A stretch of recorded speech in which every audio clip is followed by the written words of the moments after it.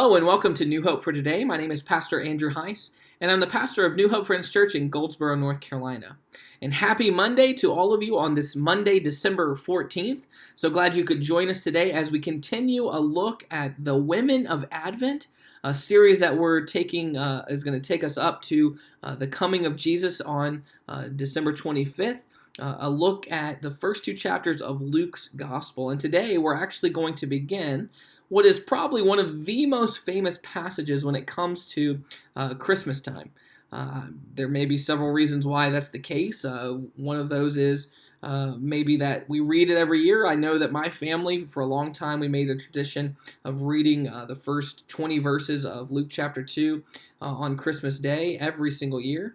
Or maybe you just watched Charlie Brown Christmas a bunch and you've heard this passage quoted by Linus on the stage. No matter how this is familiar to you, you're going to immediately, when I start to quote it, know exactly what it is. And I want to read just a few verses here. And these may, a lot of times we look at verses like these and we just quickly gloss over them to get to the good stuff. But all of this, and I want to remind you, all of what we read in the Bible is God's inspired word to us. So even in these verses that just seem like background information, there is something very important that's going on.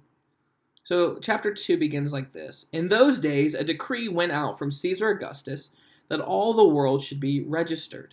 This was the first registration when Quirinius was governor of Syria, and all went to be registered, each to his own town. Now, you might just say, well, that's just background information. I don't need to really understand this at all. There's nothing really to glean from this. Well, I think something is very important is going on here, actually.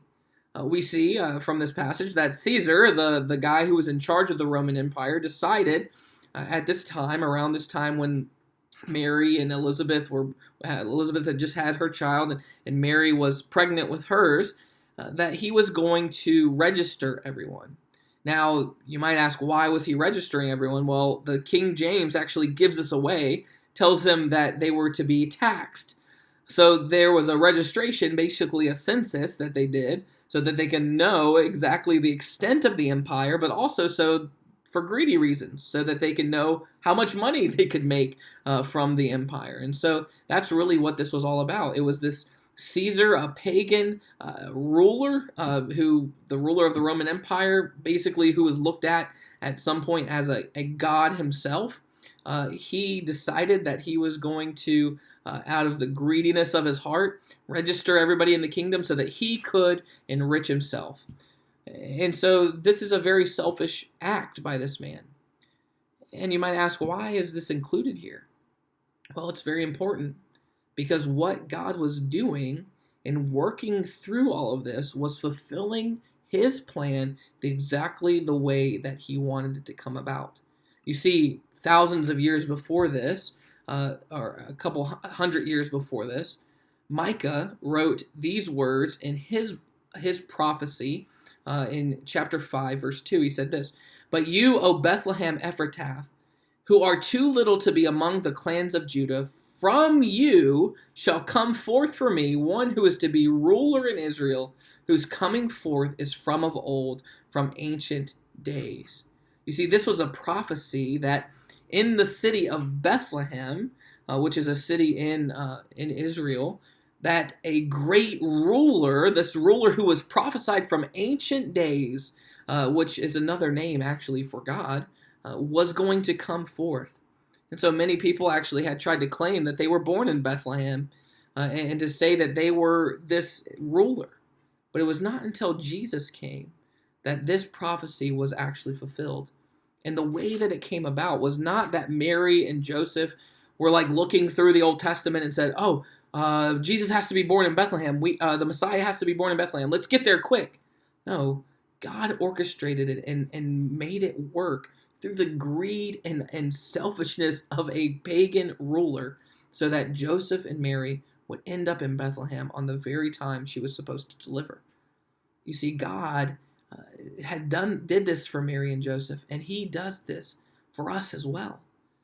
God uses all sorts of things to work in our life Sometimes we just have to take a step back and really think about all the different things that God has used us to put us in the place where we are, and how He has molded us and made us into the people that we are today.